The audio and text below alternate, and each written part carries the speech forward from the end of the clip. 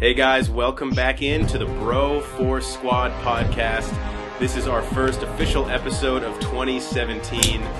New year, new us. That's our motto.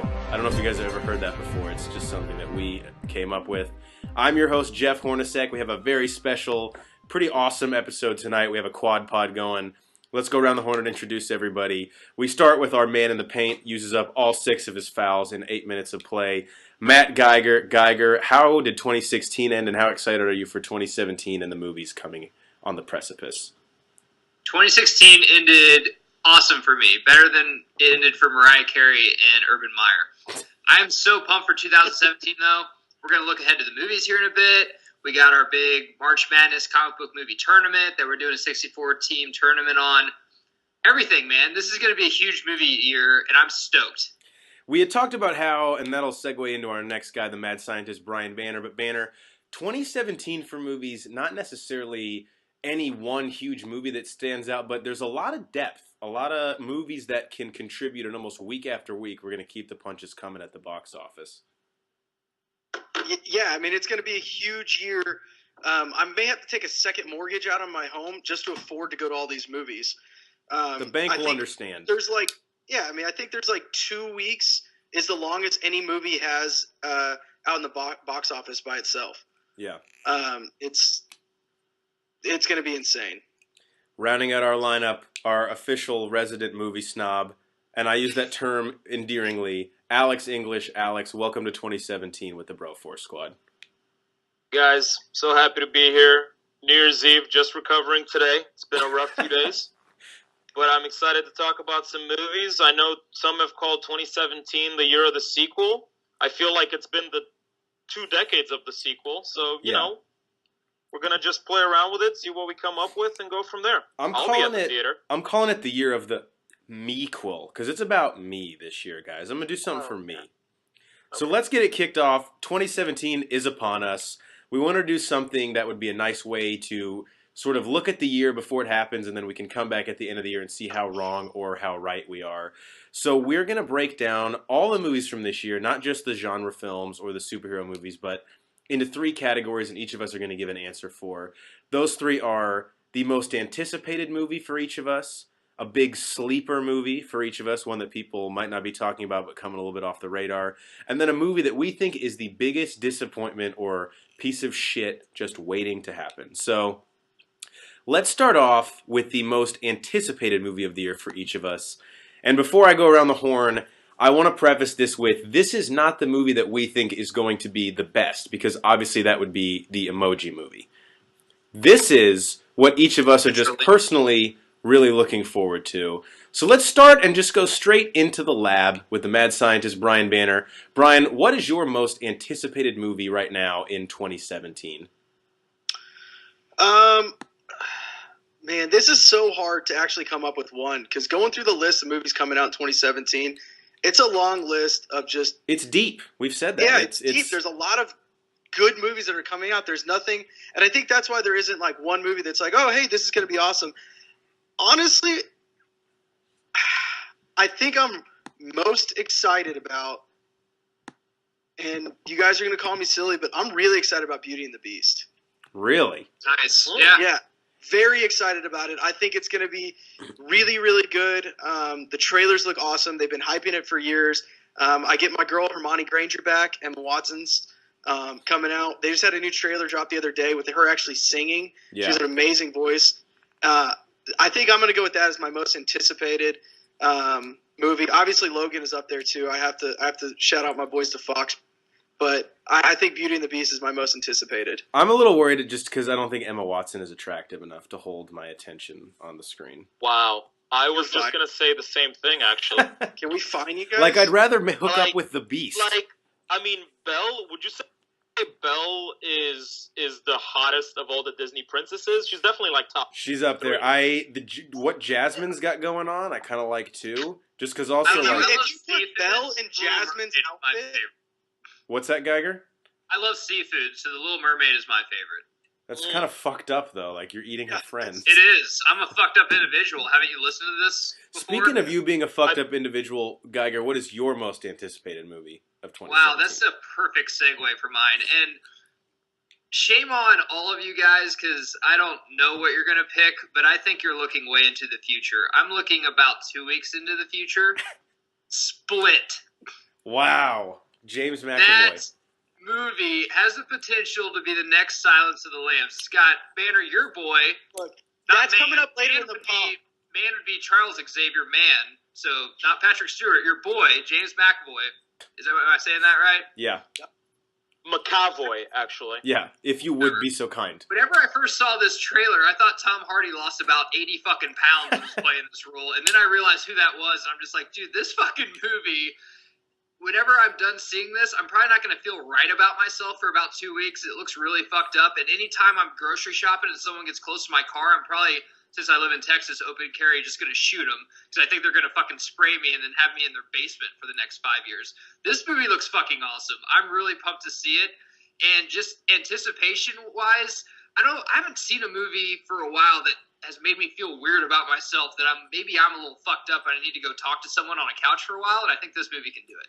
I just got to ask real quick, Geiger, are you at all concerned about M. Night Shyamalan being the director? That's another reason I like to bring that up, because I can't remember which one of you dingleberries brought him up being overrated. Banner, thank you for raising your hand. Because this movie is going to, and I agreed with that, but this movie is going to bring him right back to where he was in the 90s, or whenever the fuck he was good. He is a great director, and this looks really grounded. I mean, we're not going to get, it's not, this is something that not only could happen in real life, has happened in real life. I'm very excited for it. Yeah. I don't think there's going to be a big twist in it, which I think is going to play into making it a better movie. I disagree. I think there will be, but I think there will be too. I don't think there's going to be as big of a twist as what they try and make like in The Happening and shit like that. I think it's going to be less of a twist than that, more similar to like, I don't know, something else. A nice twist in The Happening would have been that it got good. That would have been nice. All right, Alex, before we hand it over to me to end the most anticipated, what is your most anticipated movie of 2017? All right, mine's not really going to shock people because I think this is probably a lot of people's most anticipated, but the next installment in the Alien series, Alien Covenant, which is coming out fucking sick. Yeah, coming out in May 19th this year. Wow, that's a lot closer than I thought. And you have the original director of the original Alien, Ridley Scott, coming back. Hit and miss, Ridley Scott. Yes. Either does amazing stuff or terrible stuff. Did Gladiator get to pass on everything else? But, I mean, you take a look at, first of all, you have Michael Fassbender, who apparently is still allowed to be in movies after Assassin's Creed. It's good that they let him do that. And then you have James Franco, you have Guy Pearce, you have Danny McBride, and then you have little secondary actors, Billy Crudup, you have Damien I love Bashir. Billy Crudup. Just like amazing cast. It's been talked about on this podcast before. I kind of got taken to town at some point this past summer by Banner and Hornacek talking about how I shit on Prometheus, and my problem with Prometheus, which ties very closely into the whole Alien genre, and they actually connected it, is that I went into that movie thinking like, oh, this is going to be a cool, like, kind of a psychological alien sci-fi film, and really it was just a horror film. Yeah. And this movie right here, Alien Covenant, coming out in 2017, this trailer is just like, yeah, there's just going to be fucking aliens, lots of people are going to die, and you're going to be scared shitless. And I'm excited for that because I'm going in with that mindset. I will talk a little bit more about the trailer later when we get to one of our Twitter questions. But my most anticipated movie this year is, no surprise, going to have a tough competition at the Oscars, and that is Power Rangers. This movie... Alpha, tell the Rangers. So we've talked about this before. Those of you who have seen James Vanderbeek's take on the Power Rangers on YouTube, I highly recommend looking it up. It is way too dark and way too visceral to ever be given a $100 million budget, but I know Geiger worships at the altar of it, as you should. But this seems like the best way to redo Power Rangers and make it as geared towards the demographic that fell in love with it as you possibly can, while still getting that big-time studio budget. So I'm not saying it's going to be a great movie, but the nostalgia factor has me just so fucking jacked up to see the Power Rangers back on the big screen again. If you want to go work out do blow, or have sex, or do a combination of the three, you should first YouTube Vanderbeek's Power Rangers because it gets you in the mood to do all of those things. Trust me on this. All right, that will segue us into the biggest sleeper movie of 2017. So, for those of you who might not be too familiar with the term, this is basically a film that is not really getting talked about that much, that's kind of flying under the radar, that we think could be a really pleasant surprise for people. I'll start off on this one. This one's kind of coming off the radar, but a lot of you are, I'm sure, familiar with Kenneth Branagh, who was an actor in Dunkirk and also directed the original Thor and Disney's live-action version of Cinderella. But he is directing and starring in a remake of the movie Murder on the Orient Express, which, of course, is a famous movie, I believe, from the 60s. And we have a pretty good cast here. Let me just run through some of these names real quick. Penelope Cruz, Judi Dench, Johnny Depp, Josh Gad, who we're going to see, of course, in Beauty and the Beast, Michael Pena, who we love, Michelle Pfeiffer, Daisy Ridley from a small independent film last year called Star Wars The Force Awakens, and, of course, seen it. Willem Dafoe. Small independent film. We haven't seen any promotional material from this yet. We haven't seen a trailer, but this is a dark murder mystery that takes place on a train in the 1960s. With that cast and that director, let's fucking go. I'm ready to see it in theaters.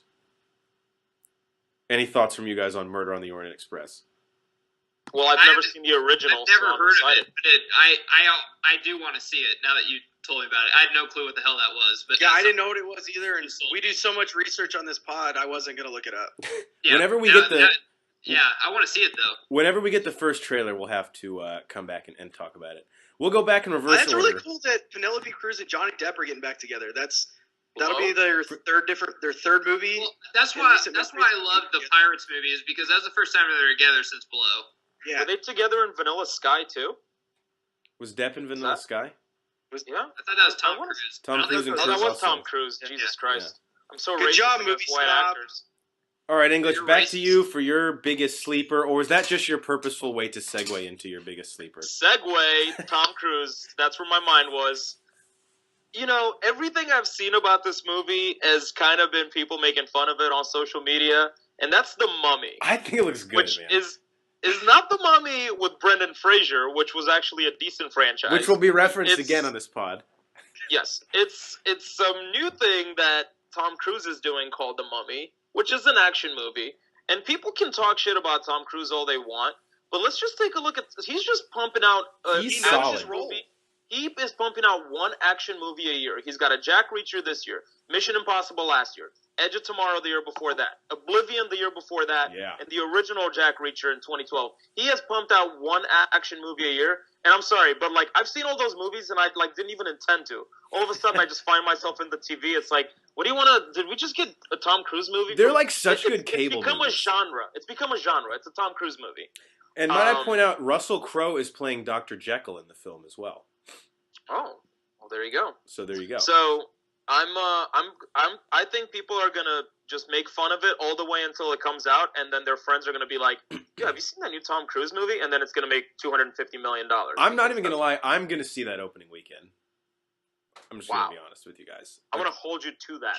I'm gonna fly out to You, your. you two can do a review on it, because I will not see it. Yeah, I don't know if I'll see it. All right, Banner, I'm what... gonna go and pretend like to be really offended that Brendan Fraser's not in it. Be like, what the You're like, what the- fuck is this? In the middle of the theater, turn around to the projectionist like it's his doing and be like, what the fuck? Yeah, where's Brendan Fraser?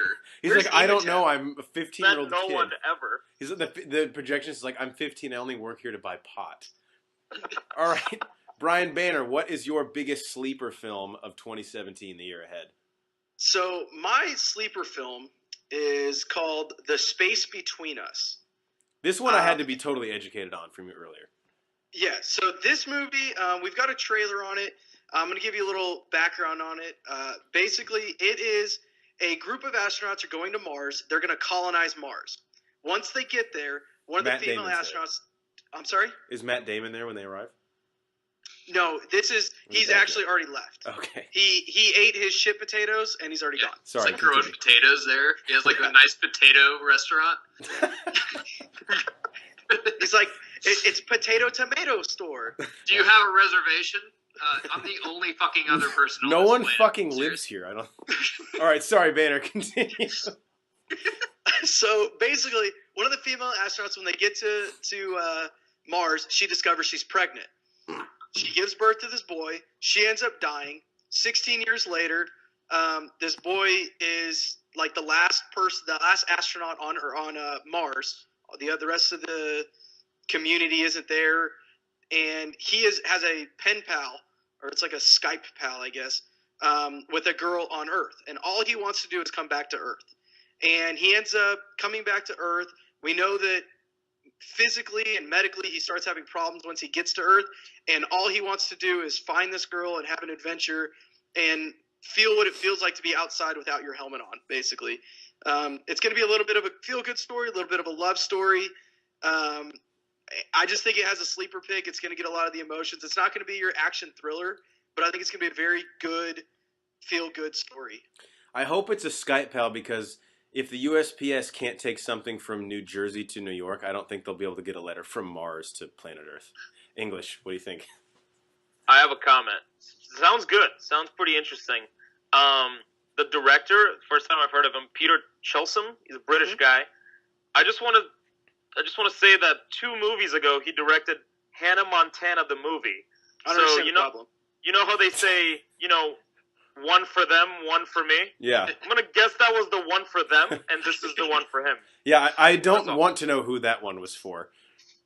Good choice there, Baynard. Nice one off the radar. Yeah, I mean, it's got Gary Oldman and Asa Butterfield in it, so it can't be that bad. Gary Oldman. Huge yes. Oldman fan. Yeah, Asa Butterfield, of course, from Ender's Game, and was one of our picks for Damian Wayne, actually, who I think would actually be a great cast for that. Yeah. Geiger, what do you got for most biggest sleeper movie? I have 2. Sorry. These wouldn't be sleeper picks 5 or 6 years ago, but I think with what Marvel's doing in DC and hell, even Fox, what they're doing this summer, they are now. They're big budget films. They're kind of connected because it was a story 8 years ago. It sounded badass, but now it just sounds tired. But I think these movies might be kind of good. Pirates 5 and King Arthur. I'm pumped for Pirates of the Caribbean. I love going when it's hotter than fuck out in Texas, going and seeing ships blow up and stuff. I just hope they have a more grounded story. The first one was a pretty grounded story. It was about ghosts and stuff, but we didn't have a fucking octopus head talking and stuff. King Arthur, watching Sons of Anarchy, man, you have to capitalize off your TV success, and Charlie Hunnam hasn't done shit since Sons of Anarchy, and he's just basically banking on King Arthur, which I think this is our fucking 3rd movie in 8 years about him. I believe Guy Ritchie is directing too. He is a great actor, a person that I would love to see play Arrow in the new DCU. Those are my 2. I'm saying they're sleepers. I think I might eat my words in 2018 when we do this again. I hope that they're fucking just decent and pretty good. They have all the money and backing, and they have the acting around them to be good. Just hopefully the story's good. Yeah, King Arthur is one that, for a big tentpole film, we actually have not gotten any promotional. I don't even think we have a poster for it yet. So that's kind of. I got a trailer when I saw that. With Game of Thrones now in the limelight, I think people might actually go see that film and just be like, "Hey, this kind of looks like Game of Thrones. I'll go pay $8 to go see it." Yeah, I think King Arthur's a good sleeper pick. Pirates, I think it's just because it's the 5th movie in a franchise. I don't know if you can necessarily call it a sleeper pick. The trailer looks awesome, though. It does look sick, but I don't know that it's gonna be that big of a surprise, because you're gonna have those families that go and visit Disneyland and Disney World that ride the ride that the movies were based off of. They're all gonna go flock to the movies to see it, and they're like, "Oh, hey, I watched the second one on TNT at 10 o'clock in the morning on Sunday morning." Or on True TV South. Yeah, but it doesn't seem like it has a big follow. I mean, these are huge, but Star Wars, even when you go see a Marvel film and you watch 10 before, Pirates just didn't, and I had talked to Jeff about this, I think Pirates was trying to be, and after the first one, it was on the verge of being our generation's Star Wars, and then it just kind of lost its way through the second one and the third one and the fourth one, where they get worse as they go. Totally worse as they go. The first one is one of my favorite movies of all time. The second and the third one are kind of one movie. Yeah. And Yeah, it gets tired. All right, guys, Really. to wrap up our... sorry, English, do you want to say something? Yeah, I was going to say one thing about Charlie Hunnam. I totally agree with Matt's take. The thing is, though, Like, he needs to do, if you guys have ever seen Green Street Hooligans. Oh my God, Yes. love that movie. I need Charlie Hunnam in, like, a Guy Ritchie movie just busting heads. This is a Guy Ritchie Let's movie. bring them together. Oh, it is a Guy Ritchie movie. Yeah. So there we go. Yeah, Then why King the Arthur. fuck is it about King Arthur? Like, I want them in London. Like, Sleep is awake now. But the thing about TV you got to capitalize, like the dude from Dexter. What the fuck's he doing now? I don't thought know. he was going to be a huge actor. He might coming out. He's actually not be a gonna serial did he killer get now. cancer? He did. He beat That it was though, during I the think. show. That was between like the second and third season. I think he Oh, murdered wow. cancer. Now I feel like a dick. So let's go on to the next one. All right, guys, this is going to be a fun one because we get to take a huge shit on a movie that we think is going to suck. What is going to be the biggest disappointment waiting to happen in 2017? English, we're going to give you the ball. ISO on the wing. What do you got? Mine's a combo platter, and these Yes. movies are going to make $1 billion. It doesn't matter what we think. But ever since Disney bought Pixar and started bastardizing all of their franchises Yeah. with 1 million sequels, I'm going to go Cars 3 for the first one, which obviously applies to Disney because there's no point. I used to look forward to Pixar movies, and I'm not even really into cartoons like that, but those movies were always so good. They always had a message. So Cars 3, and then going to DreamWorks with Despicable Me 3, which they finally figured out, oh, so Shrek, we did 18 sequels for that and completely ruined that franchise, so let's do it with Despicable Me now. Parents are going to take all their kids because it's an excuse to have them shut up for 2 hours. But don't expect, me to watch these movies because they're just going to be trash. Yeah, I agree. They're all just watered No. down retreads. I'm just sick of them. I disagree. With Banner loves Cars 3 for some reason. look, Cars 3. Have you seen the teaser for it? yeah, It Don't looks need to. kind of dark. I kind of wish I was in that It's a car when kid's I watched movie. it. All right. Are they going to bring back Mater? Is Mater going to get murdered? I'll go see it if you promise After me you that. came out with Planes, Fire, and Rescue, you've officially lost me. Look, that was cute. Geiger, what do you got for biggest disappointment movie? I got a 2 for 2 because if I had both these movies in front of me with one bullet, I'd shoot one and the other one I'd ask him to please stand still while I go get another fucking bullet. Jumanji is gonna suck. Oh, That's mine. I love The Rock, but is he like the new fucking? So you he take did mine. with Okay, Kevin cool. Hart. Will he just do anything that's put in front of him? This is why we have And the show other notes, one Geiger. is, I didn't give a fuck about these movies after the first one, but apparently after you don't give a fuck about a movie, let's give it 10 years and do it again. Why are they making another Saw? God damn it, guy! You took mine. You need to read the show notes because you just took both of our. Okay, I'm sorry. time out. Those They're are the making two that I another fucking- Saw? Yeah, Saw Yeah. Legacy. Don't worry, they dig up the Saw body of 35. Jigsaw and they resurrect him, literally. I really I don't know anything about it. I joked like 6 years ago after the last Saw. I was like, the next Saw is going to be called Saw in Space. We're not And- far from that. I made a joke after the last Fast and Furious trailer that the next one they would be in space, and I still feel confident about that. All right, well, Banner and I had biggest disappointment movies, All right, but I've got another one Geiger because I had just- a 2 for 2. So We're running over time. You're yeah, welcome. so That's Saw, blah blah blah. Fuck that shit. And Baywatch. Why? cause money, cause boobs. No, Silic- I don't think it's gonna make. silicones? It's funny though. I think it'll be good. No, it's not. So It's that's supposed that, to be funny. guys. That's our take on 2017. We would love to hear your thoughts on all three of those categories. Tweet at us at Bro4Squad. Go to our Facebook, Bro4Squad. 3 words. Now we move on. That was our chest day, the most important topic ever, because chest day is the most important thing. Into our protein shake segment. So we're going to cut the segment here just because of time, but this thing has to be addressed. So Warner Brothers has had a little bit of a controversy going on recently as word has come down that the Ben Affleck directorial foray into the DCEU, which is due to come out in the summer of 2018 up against Marvel's Infinity War, the Batman, does not have a completed script up to Affleck's standards. Now, he and Jeff Johns, who of course has spearheaded DC Comics for the past few years and runs all their CW shows, have been working on it together. And with Affleck's insanely impressive track record as a director, obviously is critically acclaimed for both Argo and The Town, rumors are starting to circulate that not only will they maybe not make their original release date in summer of 2018, but if this is the case, what will WB do? Will they panic? Will they take him off the movie? And if any of that happens, who is right in that instance? So, Geiger, you're a DC guy, so we'll go to you first, and then English, who obviously is our guy we kind of go to for the more critically acclaimed movies. I want to hear his opinion on this. But what do you think about Affleck's comments about the script? Will this movie hit its release date? And if it doesn't, whose fault is it and what should happen? If you're just a fan of the Batman, there's nothing to fucking worry about. Affleck has a huge fucking busy schedule, and so does John's right now. So they just don't have a script that they feel comfortable with. They will. And am I upset that Affleck is taking his time to be like, hey, if this script doesn't make sense, audience won't like it, it won't be a jumbled up mess, we're not going to do it? No, I'm not upset with that because I watched fucking Suicide Squad twice. Now, if you're a DCU fan like I am, and I'm a Batman fan too, of course, Liar. I'm very distraught about this because they will miss their date, and Warner Brothers is just going to pick a director and be like, you, direct this Flash movie, come up with a script in 2 weeks, and let's fucking get this right, in the next 3 months. And it's going to be fucking shit.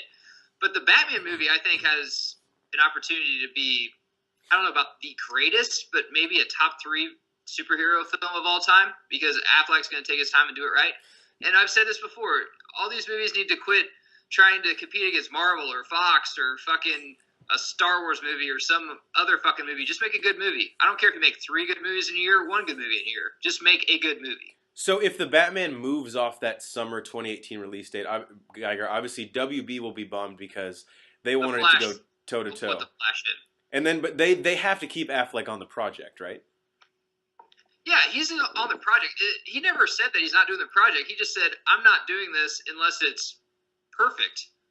And why wouldn't you? Everyone got destroyed after a fucking shitty Batman movie was made. I mean, Batman and Robin, we did a full movie commentary fucking destroying it, and it deserved so. Instant Michael Keaton classic. just shit on, what was it, 20 years ago? Michael Keaton just shit on it last week, how bad they were. He doesn't want to make a bad Batman movie, and he's a director. He doesn't want to make any bad movie. He's going to take his time.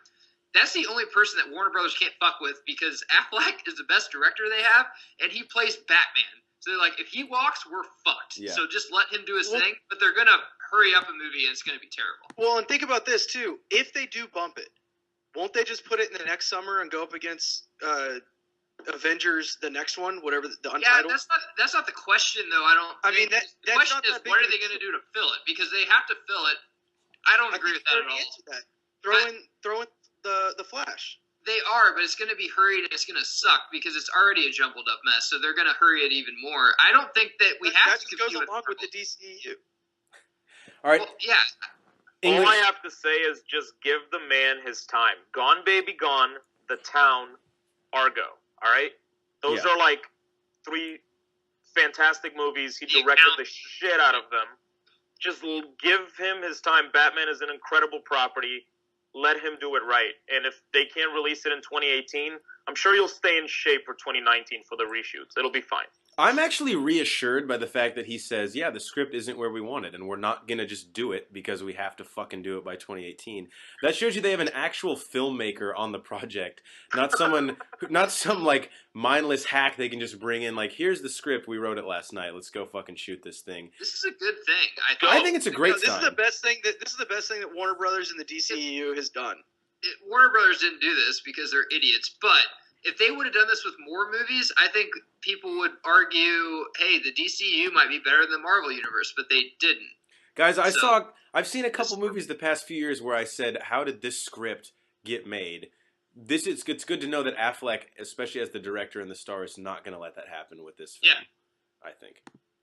All right, guys, that's going to take us through our abbreviated protein shake. We now go into our Twitter questions, or just kind of our fan questions in our Do You Even Lift, Bro segment. First question here, I want to give a shout out to Hector Cervantes, a guy I was chatting with the other night who's a huge fan of action movies, and he kind of got a nice question posed to us. We haven't talked about action movies much on this pod, but I think we can all agree not only are they a guilty pleasure of mine, but as Alex was saying about Tom Cruise, I unabashedly just like a lot of the fucking movies that he puts out in this genre. So is it the most thought-provoking type of film? No, but they're awesome, and they're really fun to watch, especially if you're hammered. So guys, we were thinking, what is a sleeper action movie you like that people hardly ever talk about? Now, obviously, there are a lot of action movies like tentpole films in the summer. The Transformers films with big explosions can be categorized that way. But one that I like that doesn't get a lot of play, surprisingly, especially because of who the 2 main actors were in it, is the film that came out a few years ago called Two Guns with Mark Wahlberg and Denzel Washington. I'm not sure you guys saw it. I actually caught it on cable. It was another classic, like TNT, who gets the most badass selection of movies to fucking play on a Thursday or Friday night. I saw it on there, and it's not. It was not like a huge budget film, but those two together on screen, both actually trying and giving good performances, not like Mark Wahlberg in The Happening, was a treat to watch, and I highly recommend anyone else watch it. Banner, we'll go to you next. What do you have for kind of a sleeper action film that people out there might not be thinking about? This one was mentioned earlier, and it's The Mummy with Brendan Fraser. I love the first one. The first one, yes. Yeah. I like the second one too. The third one was all right. I mean, as a trilogy, it was a decent trilogy, but I'm specifically talking about the first one. It was a good movie. I like it. It's one that I'll probably pop in every 3 or 4 months. I think Brendan Fraser's agent is still trying to talk about that in meetings with people. Well, no, they're filming the fourth one's coming out in 2017, right? Oh yeah, that's right. That's totally the case. Geiger, I'm interested to hear your take on this because you said that we will be pretty surprised by your answer. So, what is a sleeper action movie that you have? Shame on you both.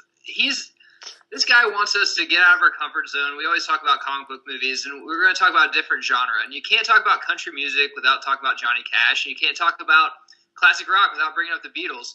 And the best action movie ever is The King. One of the first one is Rambo: First Blood. That movie. Who doesn't talk about Rambo? People in our generation just think that movie is just like, oh, it's Stallone is stupid. If you actually watch the first one with Brian Hickey, it's a very grounded movie. Yeah. He just got back from war being a Green Beret. He goes into this small town, and they're just like, don't fucking want him there and beat the shit out of him and stuff. And he has war flashbacks, and he kills like every fucking member of that town one by one. Spoiler, when he's like living in the woods. It is a very, very good movie. The other ones I can, maybe do without, but that one, dude, if you haven't seen it and you just think, oh, it's Stallone, it's an 80s movie, it's stupid, go back and watch it. It has a very grounded story. It is very good. And for action, fuck, dude, he like kills everyone in it. Can I say real quick, English, before we let you go, a Stallone movie that I absolutely hate that is like a kind of a cult classic is Demolition Man. I think that is the shit. I love Demolition Man. I fucking hate that movie. 100% disagree. This movie isn't so fucking good. Because I can tell you guys haven't watched it in a while, and I watched it over Christmas break with some of my cousins. And this movie isn't like, oh god, this is so 80s. Like this movie, like it's pretty grounded and dark, and it's really fucking good. I love that. I want to get back to Demolition Man here. Look, Taco Bell winning the franchise wars it's brilliant. Okay, one decently with Wesley Snipes, it's brilliant. conceived idea. Sex where you don't touch a person? No. English, balls in your court. You got anything? Yeah, you guys may have heard of this. It's never mentioned as one of like the big De Niro 90s tour de force movies that he made, but a movie called Ronin came out in 1998 Ooh. as one of the best car chase scenes ever done. I would rank it probably 1, and 1A would be The Matrix Reloaded. Love that scene. highway scene. Oh my god. Yeah. But Ronin, they basically just have like a couple of German sedans, and they're just like fucking just flying through traffic, shooting at each other. It's what every Bourne movie tries to copy, basically. It's spectacular, and it has Robert De Niro in his prime going head to head with Jean Reno, the famous French actor. They font prendre, ich pense, c'est bon. There it is. That's a great pick. Great movie that nobody ever talks about. That's a great pick. This next one we don't have to talk about too long. It's from a Twitter handle, Rosie O'Donnell Sucks, which we can all agree with.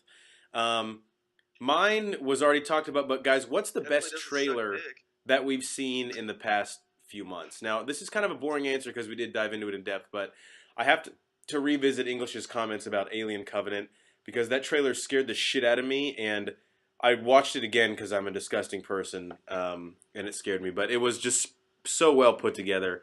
I know these superhero movies, I did a squad blog on how they're all like just so incredible and can make you go see anything. But Geiger, is there any trailer you've seen the past few months that stood out to you? I know this may be one we can run through pretty quick. I tried to go out of the box, but it's still, man, anytime Fox can get me interested, that Logan trailer is fucking with awesome. The Johnny with Johnny Cash Cash playing in the background. Yeah.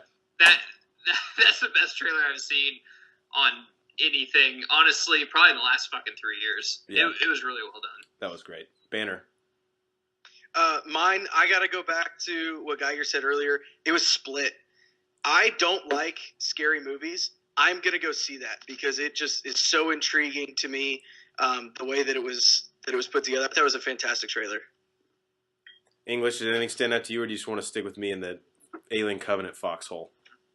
Yeah, I mean, for sure that, but I'm going to give a little love to Blade Runner 2049, which is going to be the next directed film from Denis Villeneuve. Who is the God hottest among director men. in Hollywood right now. You He's should go on see Arrival if fucking you have fire. not. Yeah. He's white hot. Give him the fucking ball. The moment in the teaser when like Harrison Ford walks out, I'm like, yes, let's go. I'm ready. And I have no idea where they're going to take that movie, but I was going to go see it regardless, and I saw the trailer, and I got a little wet. I'm not going to lie. Two things that have me really pumped for the Blade Runner movie. Number one, Ryan Gosling has turned down just about every franchise you can imagine in the past 5 or 6 years. So the fact that he chose to do this one tells me that there was something in this script that really appealed to him, because I don't think he's like broke. Second off, like you said, I think Denis Villeneuve just had sex with him, and he's like, all right. Denis Villeneuve, if you have not seen Sicario or Arrival, pause this right now and go do it. Is it Villeneuve or Villeneuve? I mean, I'll call him whatever the fuck he wants, the way he's making movies. Really doesn't matter. All right, our last question, and this is from Backscratcha18. We appreciate the name. Nice Family Guy reference. This is going to get a little heated, especially when Geiger goes, because that's how we like to end the pod now. What's one actor who used to be a beast and now you just don't really care about anything that they're in? Banner, I'll let you go first on this one. Marky Mark. Wow, good one. Wahlberg? Yeah, I could care less about anything. Well, you don't like that Mark he's in Wahlberg right now. anymore? What's going on? How's your mother doing? Yeah, the Transformers and the happenings of the world kind of water down a lot of his better Yeah, I performances. mean, I honestly, this is what I think. He's trying too hard to be like Tom Cruise to do only action movie after action movie, but he's not good at it. So it doesn't really work for him. He has like almost too diverse of a filmography with like, because he'll do something like Ted, and then Ted 2, and then he'll do like The Fighter, and I'm like, I just can't really I don't know what he is really. His hottest time was, I loved him in Four Brothers. I liked him in The Fighter. But his time's kind of passed. He was great he's like in The a guy Departed. that'll do any role now, almost. He stole the show in The Departed, and that was an incredible cast. Yeah, yes, he was great in that. My actor for this one won't come as too much of a surprise, but Johnny Depp. I mean, if you look at the guy's career for pretty much the past decade plus, it's all basically been a cash grab of tentpole films. I think he did The Rum Diary at some point in there, which was maybe like the most non-franchise film that he did. Look, the guy is making a shit ton of money. He's earned it. He has the skins on the wall. I have no problem with that. But having said that, when he pops up with a weird prosthetic character or playing like a fucking comedically written vampire, it just literally, I could not be more desensitized to it than I am. So that's where I'm at with him. He's still a talent, I think, but now him showing up. He's found his role, just like we keep going back to it. Tom Cruise. That's his role coming off the bench. It didn't used to be though. He used to do like really cool indie shit. I dug it. It's on the back nine. So English, you got anything for this? He's done Pirates, and now he's in the new Harry Potter series. Yeah. And the He's Lone the main Ranger villain now and in those, the Lone Ranger and Alice in Wonderland and Dark Shadows and everything else. English, please save me from killing myself. Do you have an actor who has just totally lost you? Russell Crowe. Wow. Legitimately has not done a good movie since Body of Lies in 2008, which was 9 years ago. And that one wasn't even that great. Okay, Man of... said he didn't do a good movie since then. Oh. And can we also just say, Body of Lies is the movie with... And you know what? Whatever good movie he did, it didn't matter because then he did Noah, which was the biggest pile of shit I've ever seen in my life. So, get it together, Russell Crowe. He used to be a beast.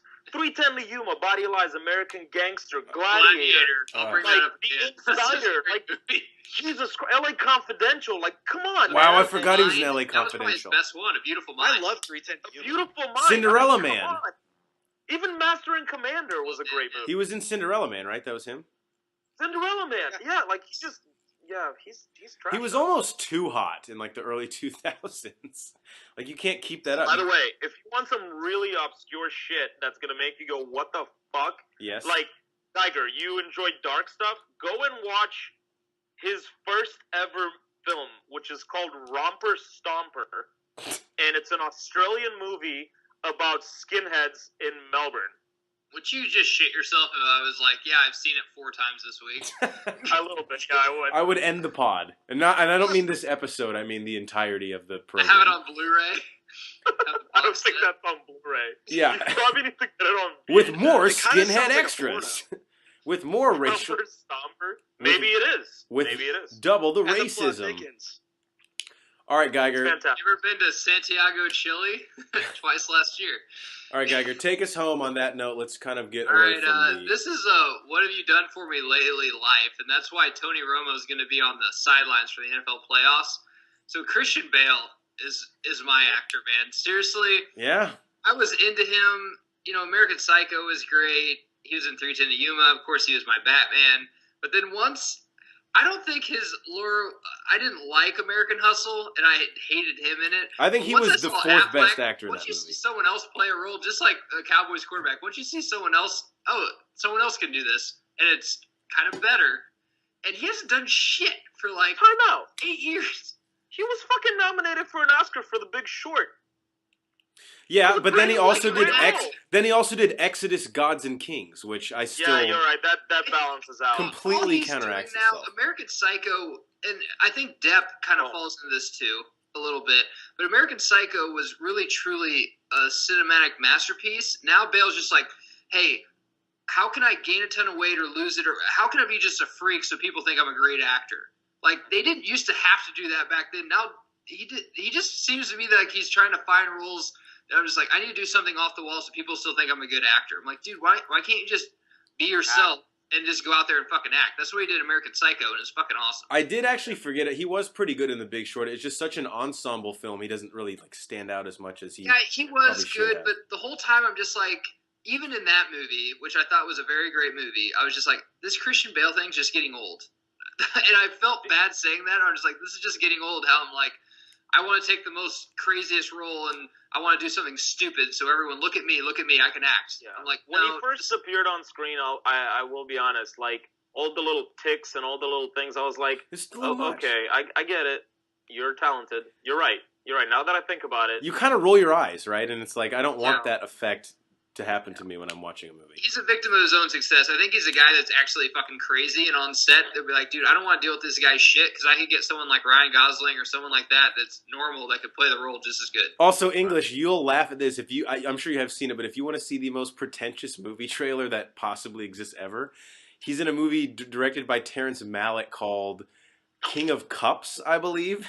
And you watch a 3.5-minute trailer and you still have no fucking idea what it's about, and you can almost hear Terrence Malick saying, "Well, that's just because you're stupid." Yeah. That's It's the because point. you don't understand it. You Have should, you seen the Tree of Life? yeah. The fuck is that? Watch the trailer for King of Cups and then like text me after this and let me know how That's hard why you it's laugh. like the I think biggest hipster after Yeah, BB. again, isn't that a That porno? sucked. Like, you just don't understand it. All right. On that, we will end the episode, guys. We are the Bro Force Squad. Thank you for tuning in and listening to us. For Matt Geiger, for the mad scientist Brian Banner, and for Alex English, I am Jeff Hornacek. Be sure to like us on Facebook, Bro Force Squad, 3 words. Subscribe to us on YouTube and iTunes, Bro Force Squad.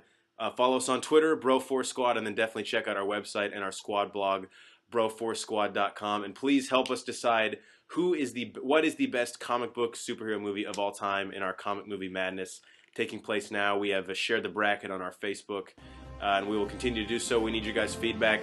Again, we're the Bro Force Squad. Thank you guys for tuning in, and we are looking forward to a great 2017 of movies.